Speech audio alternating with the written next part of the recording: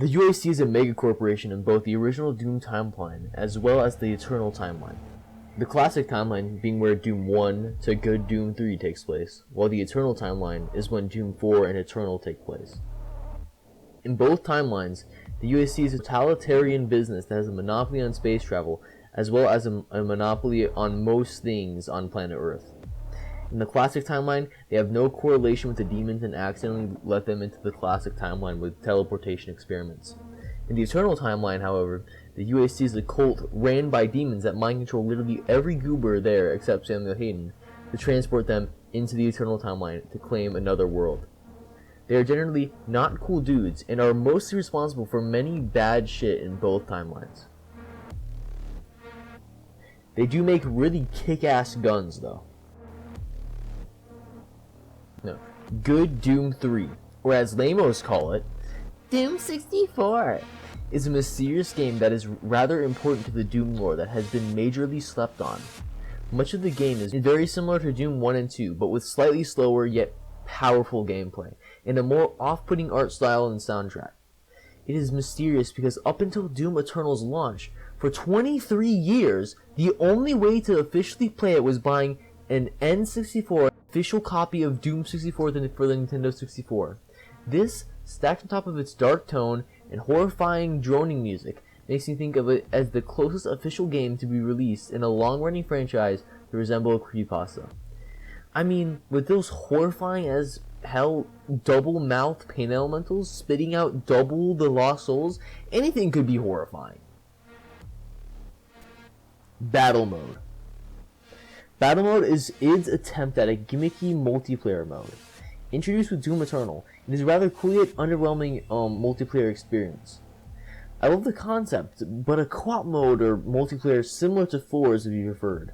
This feels like a fun gimmick mode that fit into a COD game more than anything that had come out of Doom. Hugo Martin is the man who revived Doom into its modern state and is currently carrying the franchise. He was the game director of Doom 4 and Doom Eternal, and hopefully he remains in that position for the next future Doom games. He is very interactive with the community. He even did a live stream with the community manager, Alston, of him playing all of Eternal and the DLCs. Here he reveals many details you can see on the Iceberg. He's truly a litty fellow.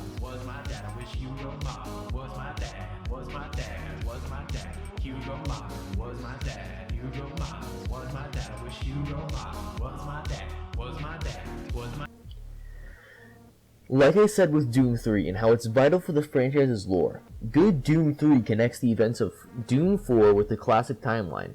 At the end of Doom 3, Doomguy locks the demons in hell with him and beats them up for a long while to defend humanity from any more invasions. After a while, when he's about to die, he gets brought into the Sentinel Prime and trains with the Night Sentinels. This eventually leads to the events of the Slayer Testaments after the Great Betrayal and him being locked away until Doom 4. This is exactly why I insist to call Doom 4 Doom 4. It's the 4th Doom game. Cultist-based chainsaw. In the 3rd level of Doom Eternal, no kidding, the entire track is composed of synthesized chainsaws as the main instrument. Take a listen.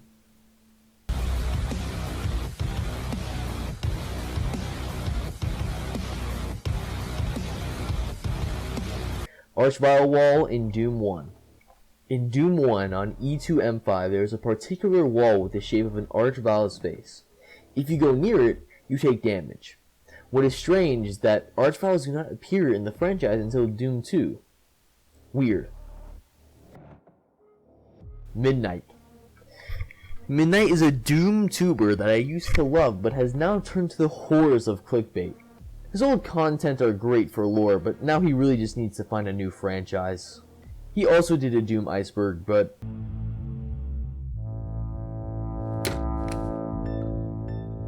not bad, but mine's bigger.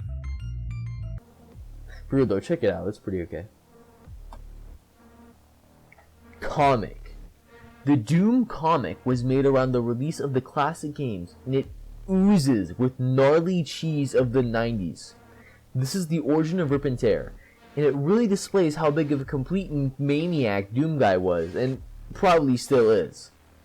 Such iconic quotes as, "Who's a man and a half? I'm a man and a half. I got a handful of vertebrae and a head full of mad. 12 on the 10-point scale of badness. Knock, knock, who's there? Me. It's a really short singular comic run thing, and I highly recommend reading it. It is very fucking hilarious. I love every second of it. Some dude did a really nice dub of it. I'm putting the video in the description. Predator Suit. The Doom Eternal Predator Suit Mark II is designed after the Predator from, well, Predator. His wrist blade and shoulder cannon are the main culprits of inspiration, but just the general vibe is very Predator-esque. Doom Guy is an environmentalist. In the Doom comic previously mentioned, there's a scene where Doom Guy finds himself in a puddle of nuclear waste. He starts talking about some moral of nuclear waste dumps and how bad they are. He gives actual lore as to why the UAC has a Mars base though, and it's kind of interesting. They only really have it to dump waste everywhere. Quick switching. This is the art of the modern Doom games. Are the weapon reload times for your guns just a little too slow? Do you want that rocket launcher to fire a little bit faster? Are you really tired of seeing those shells getting loaded into the chamber for the 400th time? Well, you see, when you're reloading, just press the R1 button to switch to a different gun, and boom, you skip the reload animations, and it's really sick. This not only looks cool and fast, but diversifies your damage output, and I don't know, just something about it fits the beat of the music in the modern Doom games.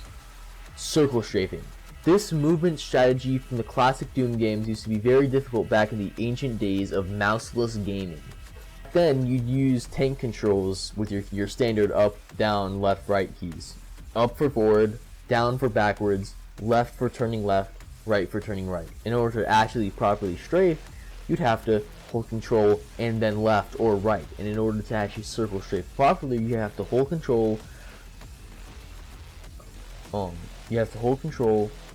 I think it was alt. Whatever. You have to hold control, hold left, and then hold up, or hold left, or hold right, and then up. It was very complicated.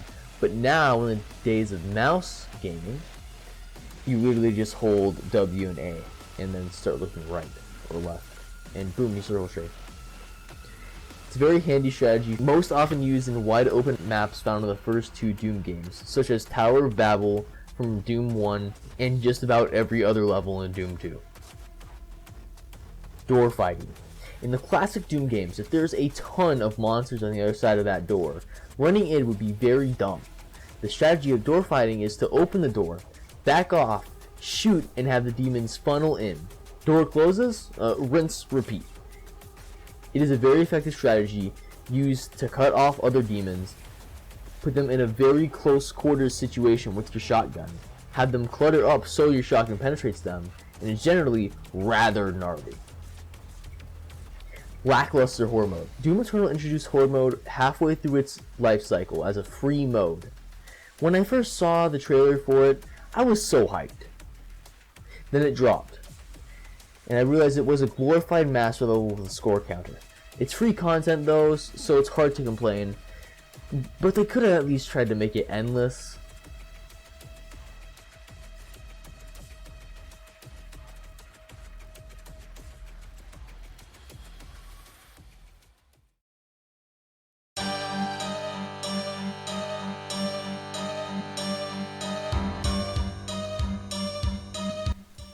Layer 4. Where does Doom Guy keep his guns? This is a joke and mystery surrounding the Doom community.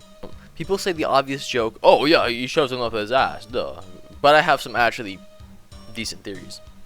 For the old games, this guy probably just carried them. I mean, he runs 80 miles per hour. He's established to be strong before he even became the Doomslayer. But when he gets the Predator suit, I believe that he can break down the weapons to a smaller form, like the flying boat thingies from Destiny. Nothing has been confirmed on where he actually does keep his guns from id, so it's all mostly headcanon, I guess. Multiplayer weapons. In Doom 4's underrated multiplayer and snap map, several weapons appear that are in no other Doom games. These consist of the burst rifle, EMG Mark V pistol, the grenade launcher, hell shot, lightning gun, and a couple more. The Hellshot actually does return in The Ancient Gods Part 2, being wielded by the Imoran troopers. Samuel Hayden is a maker. This was speculated even before the first DLC. Samuel Hayden's knowledge on much throughout Doom Eternal is highly questionable for a human. His knowledge of the Maker realm was too advanced for just some guy with a PhD. Samur Maker was the right hand to the Khan Maker. He was the one that placed the Slayer in the divinity machine to make him godlike. And in a cutscene in Terrace Nabad, Samur says, I offer you a gift. Take it. It will give you strength. Help you on your journey. the exact same line spoken in Doom 4 when the Slayer took the first Argent Cell. Take it. It will give you strength. Help you on your journey. Once the Ancient Gods Part 1 came out, the first mission basically confirmed it when you transfer Samuel's consciousness into Samur Maker's body. Dr. Hayden is the Seraphim. He's been with us the entire time. It's 100% canon. Cut Doom Eternal pistol. In Doom Eternal, there was originally going to be a pistol that you start out with. Weirdly, the pistol was designed as if a maker had made it, like the Doom Eternal 1 maker. You can hack it into the game, but it isn't really all that good. It's pretty shitty. I would be curious as to how you'd actually get it. Doom Eternal Battle Schmoes. This video is one of the funniest fan-made creations for the new Doom games. I highly recommend watching it. It is a parody of Doom Eternal's battle mode and has plenty of fine memes. Brutal Doom. Brutal Doom is a mod for the classic Dooms that makes everything more, well, brutal. It's very kick-ass. For example, you can swap the barrel of a minigun to a nail gun and Jesus an imp to a wall before giving it double birds. Truly a work of art.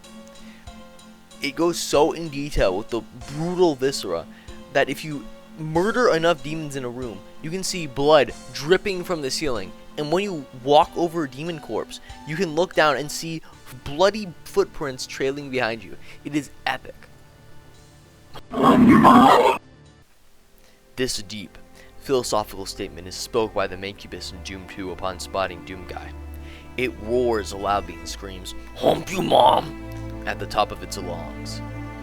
Truly a deep statement, with many layers of wisdom to unpack.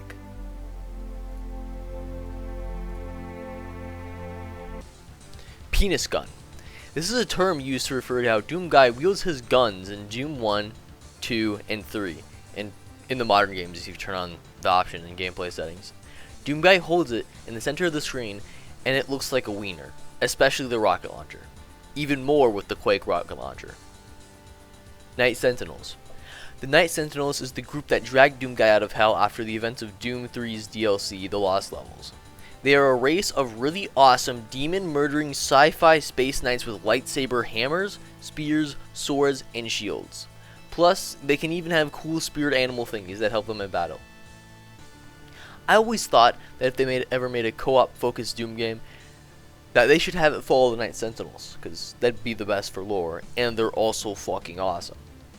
Plus, like, the customization? Come on! Ballista boosting, or known as Gauss cannon boosting if you're playing Doom 4. In the modern Doom games, if you jump and shoot behind you with a ballista or Gauss cannon, you will be sent flying backwards. It's really awesome to pull off, and you can get major speed with it. Usually, professional players use it to boost across entire arenas and dodge demon attacks. The Ancient Gods 1 and 2. These are the DLCs of Doom Eternal where the lore is greatly expanded upon. The first DLC is infamously difficult, while the second is infamously easy.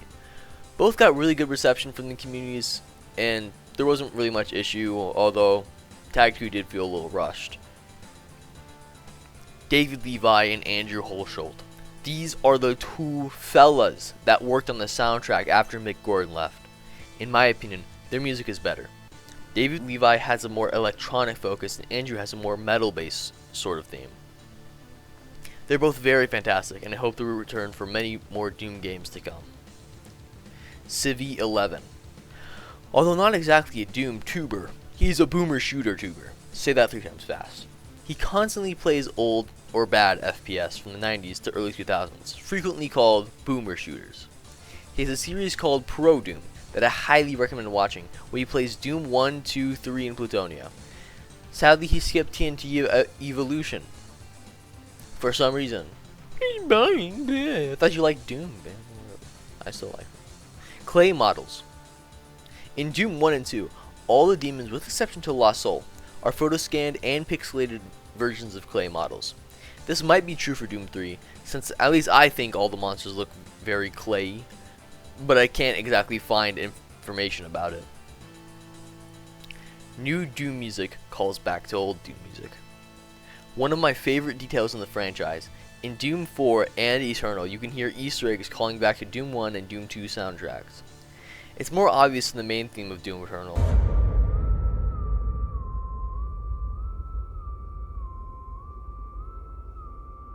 which is the track that plays in Doom 2's final boss.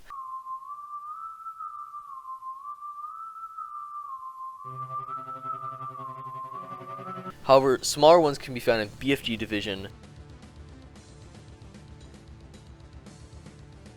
However, smaller examples can be found in tracks like BFG Division, which is comparable to this one track I forgot the name of from Doom 1.